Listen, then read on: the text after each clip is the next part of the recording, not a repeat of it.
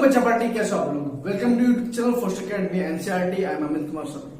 आज हम बात करेंगे क्लास 10th के चैप्टर फर्स्ट के बारे में, जिसका नाम है chemical reactions and equations.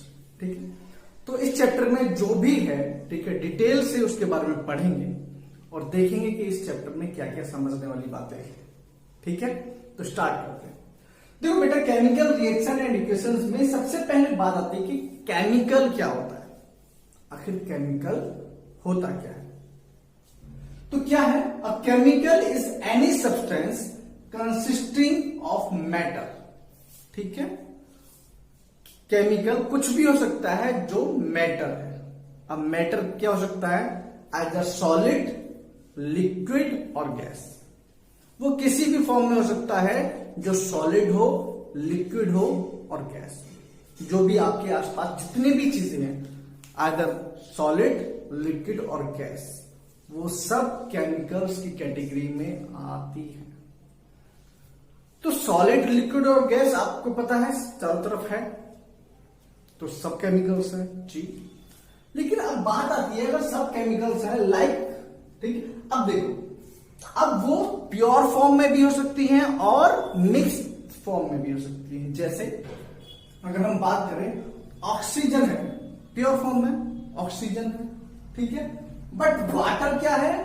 Water hydrogen और ऑक्सीजन का मिक्सचर है या फिर कंपाउंड है, कुछ भी कह सकते हो।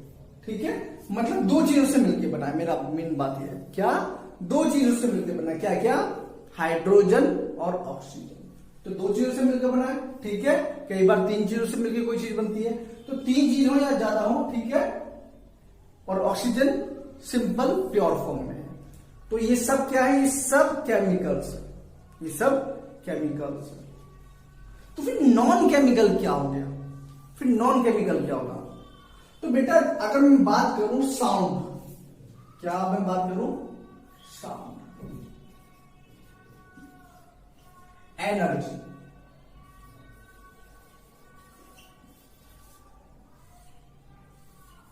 साउंड हुआ या एनर्जी हुई, ये केमिकल्स नहीं है, क्योंकि ना ही ये सॉलिड है, ना लिक्विड है, ना गैस है।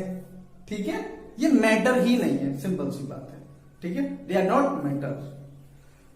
तो समझ में आ गया आपको कि केमिकल क्या होता है? केमिकल कोई भी ऐसा सब्सटेंस जो मैटर हो, ठीक है, चाहे वो प्योर फॉर्म में हो या फिर मिक्स फॉर्म में हो, चाहे वो सॉलिड हो, लिक्विड हो, गैस हो, किसी भी स्टेट में हो, वो सब केमिकल्स है। मतलब अगर आपसे कोई जनरली पूछे वाटर को लेकर क्या ये केमिकल है, तो आप क्या कहोगे? नहीं यार, नहीं। मगर आप क्या कहोगे? हाँ, ये केमिकल है। समझ में आ गया अच्छे से? कोई डाउट है? चलो बेटा, अब बात करते हैं, हमसे पूछा गया है इस चैप्टर में कि केमिकल रिएक्शन के बारे में पढ़ना है। किसके बारे में पढ़ना है? Chemical reaction. तो केमिकल रिएक्शन क्या होता है बेटा? The process of interaction of chemicals to form new substance. ठीक है, कोई भी दो केमिकल, ठीक है, आपस में इंटरेक्ट किया उन्होंने और कंबाइन किया और एक न्यू सब्सटेंस बना दिया। क्या बोल रहा हूं? ठीक है, कोई भी दो केमिकल्स हैं, उन्होंने आपस में, ठीक है, कंबाइन किया और एक न्यू सब्सटेंस बना दिया। ठीक है, आपस में रिएक्ट किया और न्यू सब्सटेंस बना दिया। जैसे hydrogen react with oxygen, hydrogen react with oxygen. अगर हाइड्रोजन को ऑक्सीजन के साथ रिएक्ट करेंगे तो क्या बनाएगा? वाटर बनाएगा। क्या बनाएगा? वाटर बनाएगा। कार्बन को रिएक्ट करेंगे ऑक्सीजन के साथ तो क्या बनाएगा? कार्बन डाइऑक्साइड बनाएगा। क्या बनाएगा? कार्बन डाइऑक्साइड बना देगा। तो देखो बेटा, हाइड्रोजन की एक अलग प्रॉपर्टी थी, हाइड्रोजन की अलग प्रॉपर्टी थी, ऑक्सीजन की अलग प्रॉपर्टी थी, और जब वो आपस में कंबाइन किया तो जो कंबाइन रिएक्ट करके जो चीज बनी उसकी प्रॉपर्टी अलग, उसकी प्रॉपर्टी बिल्कुल अलग होगी। कार्बन की जो प्रॉपर्टी है और ऑक्सीजन की प्रॉपर्टी है अलग अलग थी, और जब वो कंबाइन करेगा तो उसकी प्रॉपर्टी अलग हो जाएगी। मतलब प्रॉपर्टीज में भी चेंज आ जाता है। जैसे घर वाले कहते हैं कि शादी करने के बाद बच्चा बदल गया, शादी करने के बाद अपना बच्चा बदल गया, तो क्यों? क्योंकि वो किसी के साथ कंबाइन हुआ, ठीक है, और उसके साथ उसकी प्रॉपर्टी चेंज हो गई, ठीक है, उसकी प्रॉपर्टी चेंज हो गई। अब बच्चा वैसी बातें नहीं करता जो पहले करता था, है ना, होता है ना। हाँ चलो, समझ में आ गया कि केमिकल रिएक्शन क्या होता है बेटा? अच्छे समझ में आ गया कि the process of interaction of chemicals to form new substance, ठीक है, कोई भी दो केमिकल आपस में रिएक्ट करते हैं, इंटरेक्ट करते हैं, तो उसके बाद एक न्यू सब्सटेंस बनता है, ठीक है, तो वही होता है केमिकल रिएक्शन, उसी को हम बोलते हैं केमिकल रिएक्शन। अब चलते हैं आगे, यहां तक समझ में आ गया। देखो बेटा, अगर कोई भी डाउट हो तो मुझे कमेंट सेक्शन में पूछ सकते हो, लेकिन टेंशन मतलब मैं एक भी चीज छोड़ूंगा नहीं, ठीक, कोई भी चीज स्किप नहीं करूंगा, ठीक है। तो आगे चले, चल इसको नोट करो, कॉपी पेन लेके बैठो। बाद में ये नहीं होना चाहिए कि आपने, देखो अगर कॉपी पेन लेके नहीं बैठोगे तो आप लिखोगे नहीं, और लिखोगे नहीं तो याद नहीं आएगा। आप इतने शार्प माइंडेड नहीं हो कि सब कुछ याद है, समझ लो। अगर आपको डिटेल से समझना, अच्छे समझना है तो इसको प्लीज नोट डाउन करो, पॉज कियो, ठीक है, पॉज करो इस वीडियो को और नोट करके फिर आगे चले, चलो, ठीक है बेटा, समझ में आ गया। अब देखो बेटा, अब नेक्स्ट आता है केमिकल इक्वेशंस, ठीक है। तो केमिकल इक्वेशंस क्या होती है वो समझो, ठीक है। इन दिस टाइप, ठीक है, of representation chemical symbols and formula are used. क्या करते हैं हम, जो रिएक्शन हुई है, ठीक है, बाई चांस कोई भी रिएक्शन हुई है, तो जो केमिकल्स हैं उनका सिंबल होता है, ठीक है, उसके सिंबल को हम यहां डिनोट करते हैं और उसका फॉर्मूला हम पूरा लिख देते हैं, उसको एक पैटर्न में लिखते हैं ताकि समझ में आए चीजें, ठीक है। जैसे हाइड्रोजन, ठीक है, H है, हाइड्रोजन है, हाइड्रोजन प्लस ऑक्सीजन, क्या है ये, ऑक्सीजन है, तो हाइड्रोजन प्लस ऑक्सीजन क्या बना, H2O, वाटर बन गया। क्या बन गया बेटा, वाटर बन गया। अब समझो, यहां पर क्या है, ऑक्सीजन है, ठीक है, ऑक्सीजन के दो एटम है, हाइड्रोजन के दो एटम है, ठीक है, लेकिन बनाने कितने हैं, हाइड्रोजन के दो एटम होने चाहिए और ऑक्सीजन के, मतलब ये इक्वेट करना है। क्या करना है, इक्वेट करना है, तब जाके ये हम पूरा लिखेंगे ताकि चीजें क्लियर हो जाए। समझ में आ रहा है, hydrogen plus oxygen equal to water, ठीक है। इसको सिंबल के थ्रू हम रिप्रेजेंट करते हैं। जो हमारा लेफ्ट साइड में होता है, क्या बोल रहा हूं, जो हमारा लेफ्ट साइड में होता है, तो जिस चीज को हम रिएक्ट करते हैं, जो चीजें रिएक्ट करती हैं वो लेफ्ट साइड में आती है, समझना। जिन जिन चीज को आपस में रिएक्ट किया जाता है या फिर जो चीज आपस में रिएक्ट होती हैं उनको हम रिएक्टेंट की साइड में लिखेंगे, लेफ्ट साइड में लिखेंगे, ठीक है। तो यहां हम, ये क्या होता है, ये रिएक्टेंट्स होते हैं, जितने भी रिएक्टेंट्स होते हैं जो आपस में रिएक्ट करते हैं उनको लेफ्ट साइड में लिखते हैं, और जो उसका प्रोडक्ट निकल के आता है, ठीक है, जो फॉर्म होता है, जो फॉर्म होता है उसको हम राइट साइड में लिखते हैं। अब देखो, there may be a various condition, ठीक है, under which reactions may happen like, तो देखो क्या हुआ कि जो रिएक्शन होती है वो किसी ना किसी वजह से तो होगी, तो वो किसी भी वजह से हो सकती है, मे बी हीट, ठीक है, हीट की वजह से हो सकती है, प्रेशर उसका बहुत ज्यादा बढ़ गया है तो हो सकती है रिएक्शन, ठीक है, इलेक्ट्रिसिटी के थ्रू, ठीक है, रिएक्शन हो सकती है, सनलाइट की वजह से रिएक्शन हो सकती है, एयर की वजह से रिएक्शन हो सकती है, मतलब कुछ भी हो सकता है, ठीक है, हीट हो सकता है, प्रेशर हो सकता है, ठीक है, सनलाइट हो सकता है, इलेक्ट्रिसिटी होता है, किसी भी वजह से रिएक्शन हो सकती है। तो हाइड्रोजन प्लस ऑक्सीजन, ठीक है, क्या बना, वाटर बना। तो इसमें से कोई भी कंडीशन होगी तब जाके ये बनेगा, बिना किसी कारण के तो रखे रखे चीजें होंगी नहीं, ठीक है, कुछ ना कुछ रीजन होगा जिसकी वजह से वो आपस में रिएक्ट करेंगे। समझ में आया, क्लियर है, मैंने क्या बताया, देखो, क्योंकि इक्वेशन बेटा हम आगे करेंगे, ठीक है, इसको इक्वेट कैसे करना है वो अलग तरीके से समझाऊंगा। अभी सिर्फ इतना समझो कि केमिकल इक्वेशन होती क्या है। केमिकल इक्वेशन क्या होती है कि जो भी चीजें आपस में रिएक्ट करती हैं उनके सिंबल्स लिखे जाते हैं, तो जो चीजें रिएक्ट करते हैं वो हम लेफ्ट साइड में लिखते हैं, और जो उसका प्रोडक्ट आता है उसको हम राइट साइड में लिखते हैं। ठीक है, उसके सिंबल से उसको डिनोट कर देते हैं। और ये रिएक्शन किसी भी कंडीशन हो सकता है, उसके पीछे या तो हीट का कारण हो सकता है, प्रेशर कारण हो सकता है, सनलाइट कारण हो सकता है, इलेक्ट्रिसिटी कारण हो सकता है, किसी ना किसी वजह से वो रिएक्ट करता है। समझ में आ गया? कोई भी डाउट है, कोई दिक्कत है? दिक्कत है तो पूछो,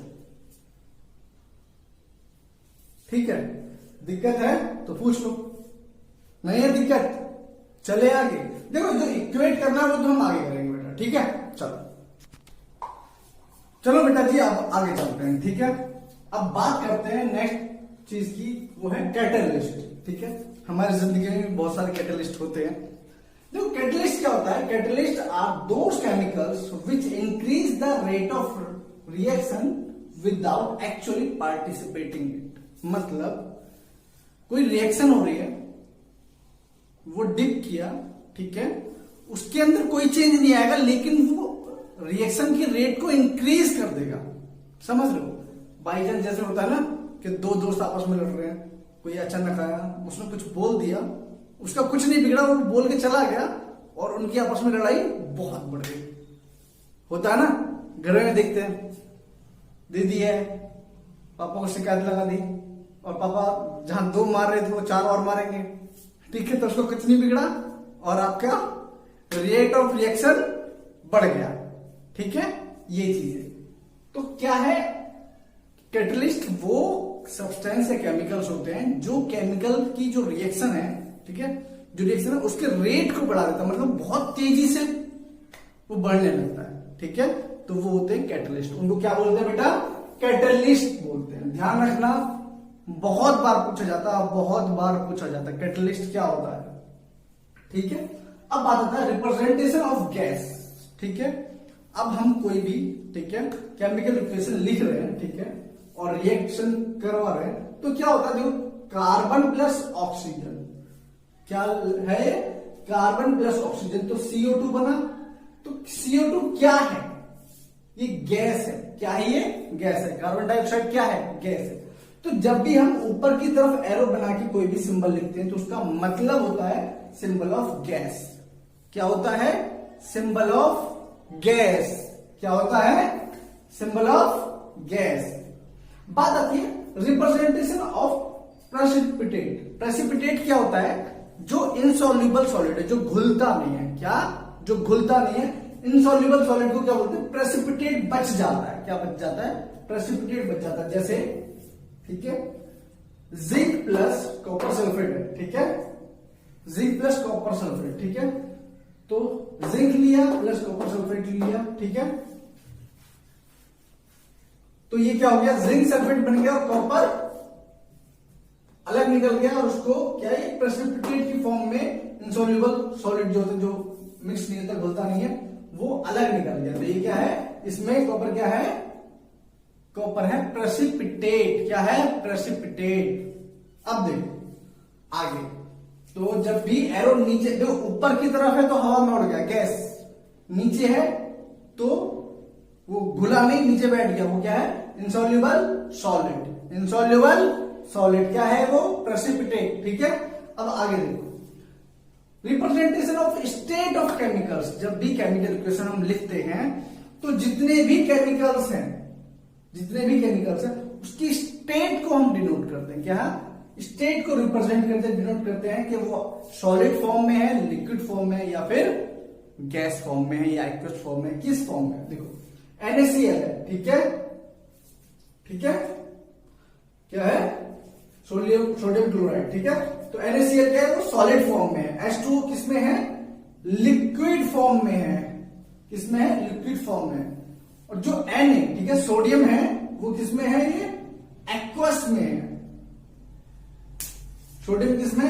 एक्वस में है। अब बताऊंगा एक्वस क्या होता है। और क्लोरीन किसमें? वो भी एक्वस में है, ठीक है। तो एक्वस क्या होता है? Which can dissolve in water, जो पानी में घुल सकता है, जो पानी में डिजोल्व हो सकता है, उसको बोलते हैं एक्वस। क्या है? सोडियम एक्वस है और क्लोरीन भी एक्वस है, ठीक है। ये सॉलिड फॉर्म में, लिक्विड फॉर्म में, बाद में दोनों काम हो जाए, ठीक है, एक्वस में। समझ में आ गया? कोई भी दिक्कत? कोई डाउट यहां तक? कोई भी डाउट हो कमेंट सेक्शन में पूछ सकते हो फटाफट, और नोट करते रहो, नोट करते रहो।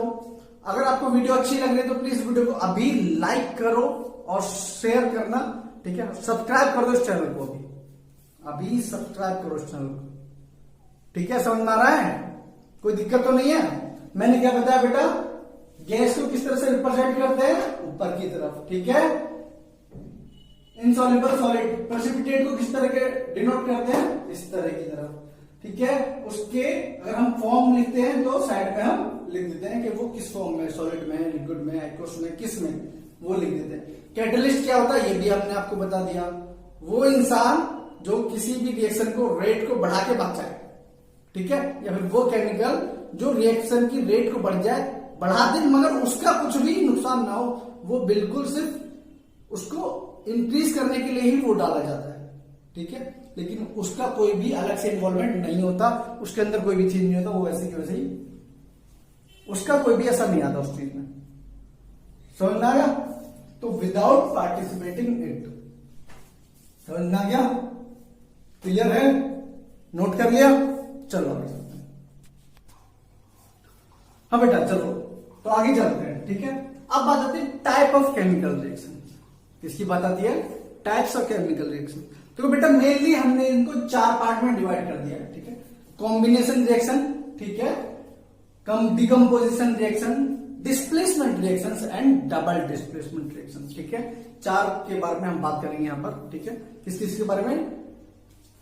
Combination reaction, decomposition reaction, displacement reaction और डबल डिस्प्लेसमेंट रिएक्शन। तो सबसे पहले हम बात करते हैं कॉम्बिनेशन रिएक्शन की, ठीक है। कॉम्बिनेशन रिएक्शन क्या है, उसके नाम से ही पता पड़ रहा है, the reaction in which 2 or more substance combine to form a single product or substance, ठीक है। कोई भी 2 सब्सटेंस से 2 केमिकल्स लिए, उनको कंबाइन किया और एक केमिकल या सब्सटेंस बना के तैयार करके दे दिया। जैसे यहां पर क्या हुआ, CaO कैल्शियम ऑक्साइड, ठीक है। कैल्शियम ऑक्साइड को क्विक लाइम भी बोलते हैं, चूना जो होता है, ठीक है। उसके बाद अगर इसमें हम वाटर डाल देंगे, क्विक लाइम, ठीक है, तो क्या बनेगा, कैल्शियम हाइड्रोक्साइड बन जाएगा। क्या बन जाएगा? Calcium hydroxide. इसको स्लेग लाइम बोलते हैं, जो चूना होता है ना जो खाते पान में, ठीक है, वो यही होता है स्लेग लाइम, ठीक है, जो पान में लगाते हैं ना चूना, तो वो यही होता है कैल्शियम हाइड्रोक्साइड। तो इसमें क्या हुआ, 2 थे, ठीक है, कोई भी 2 सब्सटेंस से 2 केमिकल्स थे, उनको कंबाइन किया और एक बना के तैयार कर दिया, ठीक है। समझ में आ गया? बिल्कुल क्लियर है? कोई भी दिक्कत नहीं? दिक्कत, ठीक है। तो कॉम्बिनेशन रिएक्शन बेटा जी हम क्या करते हैं, 2 हो या 2 से ज्यादा, ठीक है, कोई भी केमिकल्स या सब्सटेंसेस कुछ भी बोल सकते हो, ठीक है, उनको कंबाइन किया और उसे सिर्फ सिंगल एक, ठीक है, कंपाउंड, वो सिंगल सब्सटेंस हमने बना के तैयार कर दिया, ठीक। चलो आगे चले, नोट कर लो पहले इसको, नोट कर लो, पॉज करो, नोट करो। चलो अब देखो बेटा जी, एक बात पर डिस्कस कर लेते हैं। यहां पर बात आती है एक्सोथर्मिक रिएक्शन, ठीक है। एक्सोथर्मिक रिएक्शन एक्चुअली में होती क्या है? तो एक्सोथर्मिक रिएक्शन बेटा वो होती है जिसमें से हीट रिलीज होती है। क्या बोल रहा हूं मैं? हीट रिलीज होती है। Reaction in which heat is released along with the formation of product. मतलब जब भी हम कोई भी 2 चीजों को आपस में रिएक्ट करते हैं, तो जब न्यू सब्सटेंस फॉर्म होता है, ठीक है, न्यू केमिकल फॉर्म होता है, तो उसमें से हीट रिलीज होती है। जैसे जब कैल्शियम ऑक्साइड है, उसको हम वाटर के साथ रिएक्ट करेंगे तो कैल्शियम हाइड्रोक्साइड बनेगा, लेकिन इसमें से बहुत सारी हीट रिलीज होगी। क्या होगा? जब इन दोनों का मिश्रण मिलाएंगे तो बहुत सारी हीट रिलीज होगी, अपने आप को बहुत गर्म हो जाएगा, पानी डालते ही बहुत गर्म हो जाएगा। तो उसको क्या बोलते हैं? एक्सोथर्मिक रिएक्शन, जिसमें से हीट रिलीज होती है, जिसमें से हीट रिलीज होती है। अब बात आती है एंडोथर्मिक रिएक्शन। क्या होता है बेटा? एंडोथर्मिक रिएक्शन, ठीक है, the reaction which require energy, which require energy in the form of heat, light, electricity, किसी भी फॉर्म में, मतलब उसको एनर्जी चाहिए, हीट एनर्जी चाहिए, ठीक है, तो उसको क्या बोलते हैं? Endothermic reaction. क्या बोलते हैं? Endothermic reaction. जैसे CaSO3, ठीक है, कैल्शियम कार्बोनेट जो होता है, अगर हम उसको गर्म करते हैं और उसको हम हीट प्रोवाइड करते हैं तो क्या हो जाता है, कैल्शियम ऑक्साइड अलग हो जाएगा और कार्बन डाइऑक्साइड अलग हो जाएगा। गर्म करने से दो चीजें अलग हो जाएंगी। तो हमने क्या किया इसमें, ये क्या है, एंडोथर्मिक रिएक्शन। इसको हीट चाहिए, इसको हीट चाहिए तभी वो रिएक्ट कर पाएगा। ठीक है, तभी इसमें रिएक्शन हो पाएगी और तभी वो दो चीजें अलग अलग हो पाएंगी। समझ में आ गया? तो आपको यहां पर मेरे ख्याल से क्लियर हो गया होगा कि एक्सोथर्मिक रिएक्शन क्या होती है और एंडोथर्मिक रिएक्शन क्या होती है। समझ में आ गया? अगर आ गया है तो इसको नोट करो, फिर आगे चलते हैं। ठीक है, नोट करो। और हाँ, ये जो इसके नीचे नाम लिख रहा हूं इनको प्लीज मेंशन जो किए हैं उनको लिख लेना। ठीक है, ध्यान से। चलो अब देखो बेटा, आगे चलते हैं। ठीक है, आगे आता है डिकम्पोजिशन रिएक्शन। क्या? Decomposition reaction. देखो बेटा, जैसे नाम से ही पता चल रहा है, डिकम्पोज मतलब क्या होता है, टूटना। डिकम्पोज मतलब होता है टूटना। क्या है? The reaction in which a single substance decompose, ठीक है, टू गेट टू और मोर सब्सटेंसेस। जब कोई, ठीक है, सिंगल सब्सटेंस, ठीक है, दो या दो से ज्यादा सब्सटेंस में टूट जाता है, ठीक है, डिकम्पोज हो जाता है, उस रिएक्शन को बोलते हैं डिकम्पोजिशन रिएक्शन। जैसे लास्ट वाली ठीक बताई थी मैंने, क्या है, कैल्शियम कार्बोनेट। तो उसको हम हीट करते हैं तो किसमें, कैल्शियम ऑक्साइड और कार्बन डाइऑक्साइड में ये टूट जाएगा, डिकम्पोज हो जाएगा। तो ये क्या है, डिकम्पोजिशन रिएक्शन। अब देखो बेटा, डिकम्पोजिशन रिएक्शन कई तरीके से की जा सकती है। जैसे कुछ होता है थर्मल डिकम्पोजिशन। ठीक है, हीट, थर्मो मतलब हीट होती है। ठीक है, हीट हम देते हैं इसको और तब वो रिएक्शन हो जाती है। ठीक है, इलेक्ट्रोलाइट डिकम्पोजिशन आपने कुछ वीडियोस में देखा होगा, अगर आप देखते हो, ठीक है, जिसमें रिस्टोरेशन होता है। तो उसमें क्या होता है, जब हमें जंग हटाना पड़ता है किसी से, ठीक है, रस्टिंग हटानी पड़ती है, तो हम क्या करते हैं, उसमें इलेक्ट्रोलाइट लगा के उसमें से जो जितना भी जंग है वो अपना जितने वो सब निकल जाता है, पूरा कचरा सा निकल जाता है। ठीक है, तो उसमें क्या है, इलेक्ट्रोलाइट का हम यूज करते हैं। थर्ड है फोटोकेमिकल रिएक्शन। ठीक है, फोटोकेमिकल रिएक्शन ये यूज होता है फोटोग्राफी में। ये यूज कहां होता है बेटा जी, फोटोग्राफी में यूज होता है। तो ये क्लियर हो गया आपको, क्या बताया मैंने, थर्मो, ठीक है, thermal decomposition, electrolyte decomposition, photochemical reaction. ठीक है, डिकम्पोजिशन रिएक्शन क्या होता है, जब कोई सब्सटेंस दो या दो से ज्यादा सब्सटेंस में टूट जाता है, डिकम्पोज हो जाता है, तो उसको बोलते हैं डिकम्पोजिशन रिएक्शन। ठीक है, नोट करो, आगे चलते हैं। अब देखो बेटा, आगे चलते हैं। ठीक है, अब आता है डिस्प्लेसमेंट रिएक्शन। ठीक है, ये भी हमारी जिंदगी से बिल्कुल जुड़ा हुआ है। ठीक है, आप बिल्कुल देख सकते हो कैसे। डिस्प्लेसमेंट रिएक्शन क्या होती है कि the chemical reaction in which an element, ठीक है, displaces another element from its solution. ठीक है, वो क्या करता है, दूसरे एलिमेंट में से किसी को डिस्प्लेस करके उसमें इन्वॉल्व हो जाता है। जैसे आपका कोई दोस्त है, ठीक है, आपका कोई दोस्त है और कोई इंसान आया और उसको आपसे हटा के वो उसका फ्रेंड बन गया।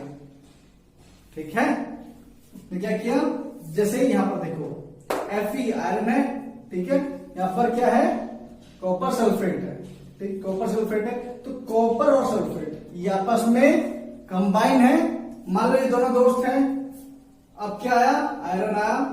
ठीक है, अब आयरन आया तो उसने क्या किया, कॉपर को अलग हटा दिया और सल्फेट के साथ अटैच हो गया।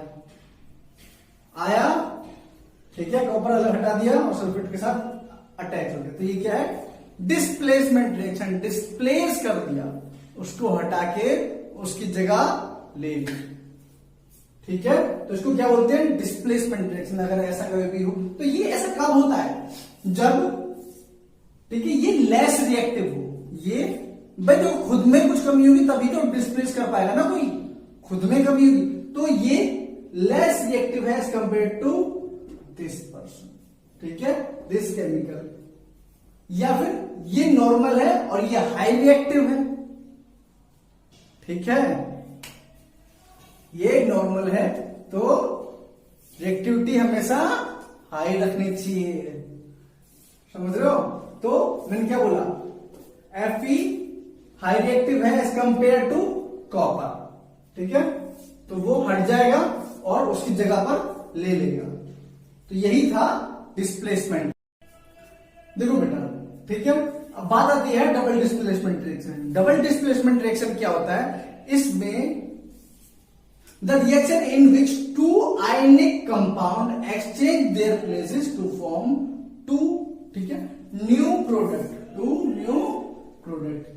आयनिक कंपाउंड मतलब इसमें पॉजिटिव और नेगेटिव लिखा होता है। अब ये आपका काम है, मुझे बताओगे कि sodium sulphate, barium chloride, barium sulphate और सोडियम क्लोराइड में कहां पर पॉजिटिव और कहां पर नेगेटिव लगेगा, ये आप मुझे बताओ कमेंट सेक्शन में, ठीक है। ये आपका होमवर्क है।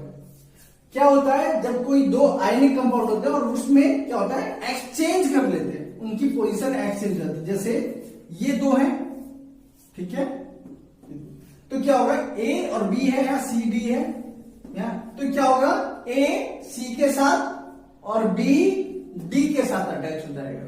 क्या बोल रहा हूं, ए सी के साथ अटैच हो जाएगा और बी डी के साथ अटैच हो जाएगा। तो इन्होंने क्या हो गया, अपने अपने दोस्त एक्सचेंज कर लिए कि तेरा दोस्त मेरा दोस्त और मेरा दोस्त तेरा दोस्त, ठीक है, समझ में आ गया। तो ये हो गया बेटा जी डबल डिस्प्लेसमेंट रिएक्शन। जब भी आपको एक इक्वेशन इस टाइप की दी जाएगी तो आपसे पूछा जाएगा कि डिकम्पोजिशन रिएक्शन है या डिस्प्लेसमेंट रिएक्शन है या डबल डिस्प्लेसमेंट रिएक्शन है, ठीक है, तो आप आराम से बता सकते हो कि ये क्या है, ठीक है, देख के आपको पता पड़ जाएगा। समझ में आ गया यहां तक, इसको नोट करो, आगे चलते हैं। अब देखो बेटा जी, इसका लास्ट टॉपिक बचा है, तो क्या, रिडॉक्स रिएक्शन। क्या है, रिडॉक्स रिएक्शन। रिडॉक्स रिएक्शन में दो चीजें हैं, एक मिनट आवाज आएगी, ठीक है। देखो रिडॉक्स रिएक्शन में क्या है, क्या चीज होती है, रिडक्शन और ऑक्सीडेशन। क्या है, रिडक्शन और ऑक्सीडेशन। तो रिडक्शन क्या होता है बेटा, ठीक है, लॉस ऑफ इलेक्ट्रॉन्स। क्या होता है, लॉस ऑफ इलेक्ट्रॉन्स। या फिर एग्जांपल देख लो, रिमूव ऑफ, ठीक है, रिमूवल ऑफ ऑक्सीजन, ठीक है, रिमूवल ऑफ ऑक्सीजन, इसको क्या बोलते हैं, रिडक्शन। क्या बोलते हैं, रिडक्शन। ऑक्सीडेशन क्या होता है, एडिशन ऑफ ऑक्सीजन या फिर गेन ऑफ इलेक्ट्रॉन्स। क्या है, गेन ऑफ इलेक्ट्रॉन्स। समझ में आ गया। अगर रिडक्शन है तो क्या करेंगे, हम लूज कर देंगे इलेक्ट्रॉन्स को या फिर, ठीक है, लूज कर देंगे ऑक्सीजन, बात देखिए, ठीक है, एग्जांपल, ठीक है, addition of oxygen, gain of electrons. क्या किसमें होता है, ऑक्सीडेशन में। तो देखो रिड्यूसिंग एजेंट, रिड्यूसिंग एजेंट कौन से होते हैं, the chemicals which reduced other chemicals. मतलब दूसरों को कम कर दे मगर खुद को ऑक्सीडाइज रखे, खुद को ऑक्सीडाइज रखे, मतलब खुद में जो इलेक्ट्रॉन्स है उनको ले, गेन करें, ठीक है, ताकि बैलेंस बना रहे। ऑक्सीडाइजिंग एजेंट क्या होते हैं, ठीक है, ताकि दूसरों को ऑक्सीडाइज करते रहो, दूसरों को इलेक्ट्रॉन डोनेट करते रहो, ठीक है, और मेंटेन कर रखो, ठीक है, अपने से दूसरों को देते रहो, ठीक है, विच ऑक्सीडाइज अदर, ठीक है, बट इटसेल्फ गेट रिड्यूस्ड। खुद कम करते रहो और दूसरों को देते रहो। अगर एक्स्ट्रा है तो दोगी, तो वो क्या हो गया, होगा ऑक्सीडाइजिंग एजेंट, ठीक है। ऑक्सीडाइजिंग एजेंट क्या होगा, मतलब जो दूसरों को ऑक्सीडाइज कर रहा है, दूसरों को क्या कर रहा है, ऑक्सीडाइज कर रहा है। रिड्यूसिंग एजेंट क्या होगा, जो दूसरों को रिड्यूस कर रहा है, सिंपल सी बात, ठीक है। और इसके एक एक एग्जांपल और देख लेते हैं। ये है, लिख लिया है मैंने, क्या बताया, रिड्यूसिंग एजेंट क्या है, जो दूसरों को रिड्यूस कर रहा है। ऑक्सीडाइजिंग एजेंट क्या होगा, जो दूसरों को ऑक्सीडाइज कर रहा है, ठीक है। रिडक्शन क्या है, जिसमें लॉस ऑफ इलेक्ट्रॉन्स, इलेक्ट्रॉन्स का लॉस हो रहा है, ठीक है। ऑक्सीडेशन क्या होता है, जिसमें गेन हो रहा है इलेक्ट्रॉन्स का, ठीक है, वो ऐड हो रहे हैं इलेक्ट्रॉन्स, ठीक। चलो अब एक एक एग्जांपल और देख लेते हैं ऑक्सीडेशन और रिडक्शन का। चलो अब देखो बेटा, अब इसमें क्या है, देखो ये कॉपर है, ठीक है, कॉपर है और यहां पर क्या है, ऑक्सीजन। तो मैंने क्या बोला था, जब एडिशन ऑफ ऑक्सीजन, ऑक्सीजन जो ऐड हो, तो जो ऐड होगा तो क्या होगा, ऑक्सीडाइज होगा। क्या होगा, ऑक्सीडाइज होगा। तो यहां पर क्या है, कॉपर इज ऑक्सीडाइज्ड। क्या हो गया, कॉपर इज ऑक्सीडाइज्ड। दूसरा देखो यहां पर है CuO कॉपर ऑक्साइड, ठीक है। यहां पर क्या है, हाइड्रोजन है। यहां से देखो कॉपर के साथ ऑक्सीजन था, लेकिन यहां पर ऑक्सीजन रिमूव हो गया। क्या हो गया, रिमूव हो गया। तो कॉपर इज क्या हो गया, रिड्यूस्ड हो गया। यहां पर क्या हो गया, रिड्यूस्ड हो गया। तो ये क्या हो गया, रिडक्शन हो गया। क्या हो बेटा, ये यहां पर क्या हो गया, रिडक्शन हो गया, ठीक है। यहां पर क्या हो गया, रिडक्शन हो गया। और हाइड्रोजन जब यहां पर पहुंचा तो इसमें ऑक्सीजन ऐड हो गया, वाटर बन गया। तो यहां पर ऑक्सीजन ऐड हो गया तो वो क्या हो गया, ऑक्सीडाइज्ड हो गया। क्या हो गया, ऑक्सीडाइज्ड हो गया। तो रिडक्शन और ऑक्सीडेशन यहां पर मैं बता चुका हूं, ठीक है। बाकी डिटेल में हम पढ़ चुके हैं इस चैप्टर को। आई होप आपको ये वीडियो पसंद आई होगी। अगर ये वीडियो पसंद आई तो प्लीज वीडियो को लाइक करना, शेयर करना, चैनल को सब्सक्राइब करना, ठीक है बेटा। और कोई भी डाउट हो, कोई भी प्रॉब्लम हो तो मुझे कमेंट सेक्शन में जरूर बताना, ठीक है। चलो बेटा, टेक केयर।